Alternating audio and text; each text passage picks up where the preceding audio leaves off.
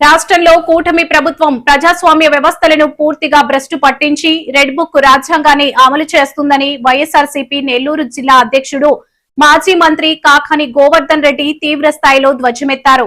నెల్లూరు వైఎస్ఆర్సీపీ కార్యాలయంలో మీడియాతో మాట్లాడుతూ శిక్ష పడేటువంటి అవకాశమే లేదు కాబట్టి మీరే శిక్ష వేయడానికి చట్టాన్ని మీ చేతుల్లోకి తీసుకుని ఈరోజు న్యాయాన్ని న్యాయస్థానం ముందు నిలబెట్టాల్సినటువంటి పని లేకుండా వాళ్ళు వేయాల్సినటువంటి శిక్షను కూడా మీరు అమలు చేసేటువంటి విధంగా 3 నెలలు జైల్లో పెట్టాలి, 4 నెలలు జైల్లో పెట్టాలి, 5 నెలలు జైల్లో పెట్టాలి అనేటువంటి టార్గెట్లు విధించి ఈరోజు మీరు ఏ విధంగా కక్ష సాధింపులకు పాల్పడుతున్నారో ఒకసారి ఆలోచించండి. పినిల రామకృష్ణారెడ్డి మీద మొదట కేసు పెట్టారు. దాదాపుగా పాపం 2 నెలలు జైల్లో ఉన్నాడు. మరలా తెలుగుదేశం పార్టీకి సంబంధించినటువంటి వ్యక్తులే వాళ్ళలో వాళ్ళు గొడవ చేసుకుని ఒకే పార్టీకి సంబంధించినటువంటి వ్యక్తులు మీకున్నటువంటి మీ మధ్య ఉన్నటువంటి విభేదాల వల్ల ఒక వ్యక్తి హత్యకు గురైతే స్పష్టంగా పోలీస్ అధికారి ఎస్పీ స్థాయి అధికారి పార్టీలో ఉన్నటువంటి అంతర్గత విభేదాల వల్ల తెలుగుదేశం పార్టీలో ఉన్నటువంటి అంతర్గత విభేదాల వల్ల ఈ హత్య జరిగిందని చెప్పి ప్రకటిస్తే వాటన్నిటినీ పక్కన పెట్టి ఏదో ఒక విధంగా పాపం పిన్నెల్లి రామకృష్ణారెడ్డి, పిన్నెల్లి వెంకటరామరెడ్డిని ఆ కేసులో మీరు చొప్పించి వాళ్ళని మరలా జైల్లో పెట్టి నానా విధాలుగా ఆ కుటుంబాన్ని ఆ వ్యక్తుల్ని ఎన్ని రకాలుగా ఇబ్బందులు పెట్టారో మనం చూసాం. అయితే నా మీద కేసు మోపారు.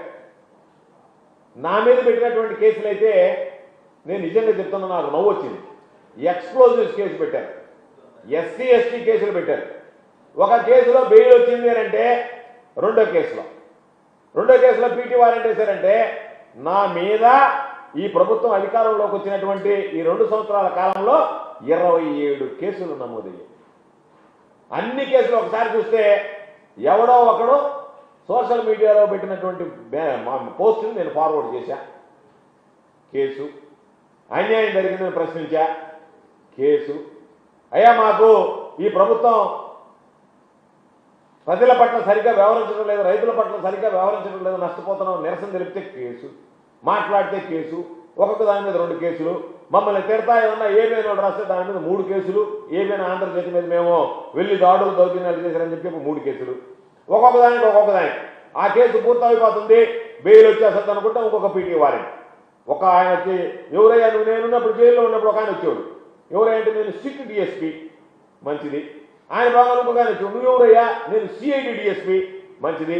ఇంకొక ఆయన వచ్చేవాడు, నేను అక్కడి నుంచి వచ్చా పల్నాడు నుంచి, నువ్వెవరినైనా, నేను బాపట్ల డిఎస్పీ, మంచిది. ఇంకొక ఆయన వచ్చి నువ్వెవరు, నేను ఒంగోలు రూరల్ డిఎస్పీ, నువ్వెవరినైనా, అది ఒక కేసు. కాబట్టి ఈ జిల్లాలో ఉండేటువంటి అధికారులు కాదు, ఈ రాష్ట్రంలో ఇతర ప్రాంతాల్లో ఉండేటువంటి అధికారులందరూ మా కేసులో వచ్చేది. వచ్చి ఒక్కొక్కడు ఒక నోటీస్ ఇచ్చేది. ఆ నోటీసు చూస్తే నవ్వాలని ఆడవాలని తెలియజేసి కాదు, సంబంధం లేనటువంటి కేసులు. ఒక పక్క నవ్వు, ఇదేంద్రా ఈ వ్యవస్థ ఇంత కుప్పకూలిపోయింది అని చెప్పి, ఒక పక్క బాధ, అయ్యో అనవసరంగా లేనిపోయినటువంటి కేసులు నిందలన్నీ వేస్తున్నారని చెప్పని అంత దుర్మార్గమైనటువంటి పరిస్థితులు ఉన్నాయి. ఈరోజు జోగి రమేష్ విషయానికి వస్తే నకిలీ మద్యానికి సంబంధించి తెలుగుదేశం పార్టీ వాళ్ళ పాత్ర ఉంది అని చెప్పి స్పష్టమవుతుంటే వాళ్ళ జోలికి పోకుండా పాపం అది పట్టించినటువంటి జోగి రమేష్ మీద ఆయనకి ఏదో ఒక విధంగా లింకు చేసి ఆయన లేనటువంటి కేసును సృష్టించి ఈరోజు పాపం ఆయన మీద కేసు పెట్టడమే కాకుండా ఆయన ఇల్లంతా ధ్వంసం చేస్తే ధ్వంసం చేసినటువంటి వాడి మీద మాత్రం కేసులు లేవు, ఇతని మీద మాత్రం ప్రశ్నించినటువంటి వాడి మీద కేసులు పెట్టి ఈరోజు జైలు పాలు చేశారు. అదేవిధంగా యువకుడు, దళిత మామూలు దానికి సంబంధించినటువంటి ఒక యువకుడు మీద దళిత యువ వైద్యులైనటువంటి పిలిపే శ్రీకాంత్ ఒక వాలంటీర్ కనిపించకుండా పోతే ఆ తర్వాత అతను మరణించినటువంటి సంఘటనలో ఆ వాలంటీర్ కనిపించలేదని ఆ వాలంటీర్ కుటుంబానికి అండగా నిలిచినటువంటి వ్యక్తి శ్రీకాంత్. అటువంటి వాడి మీద ఈరోజు మీరు కేసులు నమోదు చేసి అనవసరంగా జైలు పాలు చేశారు. ప్రశ్నిస్తే ప్రసన్న కుమార్ ఇంటి మీద పోయి దాడి చేశారు. ఈ జిల్లాకు సంబంధించినటువంటి వీరి చలపతి మాజీ డిస్ట్రిక్ట్ కోఆపరేటివ్ మార్కెటింగ్ సొసైటీ అధ్యక్షుడు, పాత కేసు ఏదో ఒకటి ఉంటే ఆ కేసులో ఈయన పాత్ర ఉందని చెప్పి దారిన పోయేటువంటి దానని ఒక ఆయన ఫిర్యాదు ఇస్తే దాని ప్రకారం ఏ విధంగా సెక్షన్లు నమోదు చేయాలనేటువంటిది ఒక అడ్వకేట్ని పెట్టుకొని ఆ అడ్వకేట్ ద్వారా ఏ సెక్షన్ నమోదు చేస్తే ఇతనికి 7 సంవత్సరాల కన్నా ఎక్కువ శిక్ష పడేటువంటి సెక్షన్ నమోదు చేస్తే జైలుకి పంపించగలమో చూసి దాని ప్రకారం ఫిర్యాదు రాయించి ఆ ఫిర్యాదు ప్రకారం సెక్షన్లు కట్టి ఆ సెక్షన్ ప్రకారం మీరు జైలుకి పంపించారు. ఇంతకన్నా దుర్మార్గమైనటువంటి పరిస్థితి అన్న ఉందా? కామిరెడ్డి సత్యనారాయణ రెడ్డి అక్రమంగా ఇసుక రవాణా జరుగుతుంటే దాన్ని ప్రశ్నించడానికి పోతే లేనిపోయిన కేసులను పెట్టి జైలుకి పంపించి ఆ తర్వాత పాత కేసులు ఆయన ఇంటి మీదకి పోయి ఈరోజు హైకోర్టు దగ్గర వీడియోలు పెట్టారు. పొన్నవోలు సుధాకర్ రెడ్డి గారు మాజీ అడ్వకేట్ జనరల్ ఆయన వాదించాడు ఆ కేసుని.